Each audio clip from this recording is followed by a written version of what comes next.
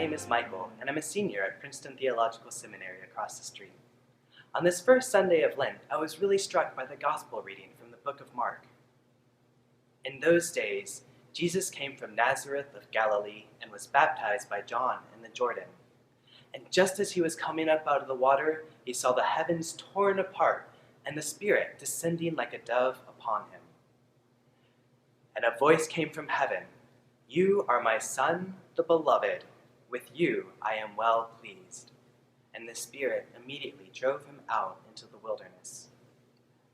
Lent is a time for self-examination, as well as the annual time when I find a priest to hear my confession. Confession is a scary sacramental rite, one in which we bare our souls to another. We become transparent, vulnerable, and exposed. In this passage, we see a divine confession in which the Trinitarian Godhead reveals itself in Jesus Christ. The heavens are torn open, and a voice confesses that Jesus is God's Son. Immediately after this exposure, Jesus flees into the wilderness. This passage is echoed at the end of the Passion narrative in Mark, when God comes again to show God's self in what Robert Dykstra calls an act of violent exhibitionism.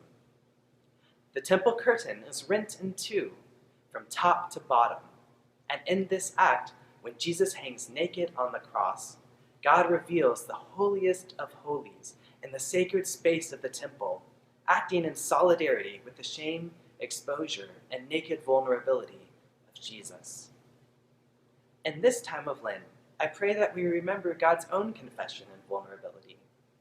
God tore open the heavens to confess Jesus to be God's beloved Son, and God tore open the curtain in solidarity with Jesus' exposure. As we open up ourselves in the vulnerable act of confession and introspection, I pray that we remember these actions of God. God calls us beloved, and God identifies with our shame in the final moments of the Passion story.